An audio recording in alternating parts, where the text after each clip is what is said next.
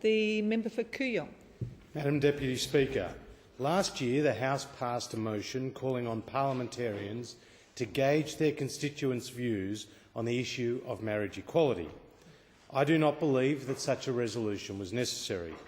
As a parliamentarian, I consult and meet with constituents on a regular basis to discuss a broad range of issues, including same-sex marriage.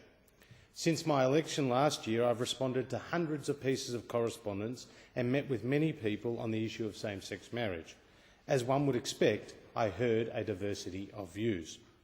I'm very proud of the fact that the Australian Parliament has legislated in recent years to remove areas of discrimination against same-sex couples. Discrimination has no place in our society. Significant changes have been made to our laws regarding financial and work-related arrangements, including reform of our superannuation legislation to introduce the concept of interdependency, giving same-sex couples the same rights as heterosexual couples. These changes were the product of bipartisan support and were a significant step forward. At issue today is whether we should amend the Marriage Act 1961 and its existing definition of marriage as the union of a man and a woman to the exclusion of all others voluntarily entered into for life. This definition was formalised following a coalition amendment to the Act in 2004.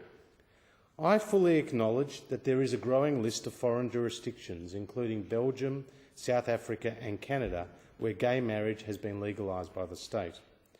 I too fully acknowledge that within the Australian community and within my own electorate there are many people who passionately support an equivalent change for Australia. Their reasons are varied. I listened to a lesbian couple from Kew in my electorate whose love for their two children and the family they had created was only matched by their love and respect for one another.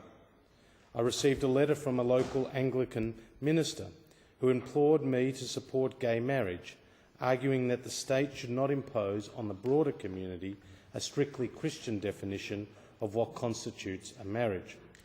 I was emailed by parents of gay children whose single motivation was to see their child happily marry the one they love. The same could be said for the young man who wrote to me on behalf of his gay brother, or the woman who wrote to me on behalf of her gay sister, for all they wanted was to see their sibling get married.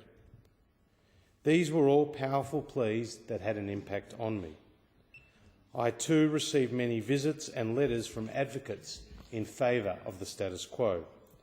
Some constituents quoted Holy Scripture, others referred to long-standing traditions, and nearly all referred to the sanctity of the family unit, comprising a mother, a father and children. These arguments were as honestly and as passionately delivered as those whose views they sought to counter. It should come as no surprise that in this place there is a similar dichotomy of views between members on this difficult topic. My view is that marriage is a unique relationship between a man and a woman. It is much more than a simple debate about preferred terminology. Relationships between same-sex couples are equally special, but nevertheless by definition different. These relationships are to be respected and valued for the love that they bring and the families that they build. However, the term marriage should not apply. Civil unions, however, should be an alternative. I know many people in our community, particularly those younger than me, will not agree with my view on same-sex marriage. I hope they respect my view as I do theirs.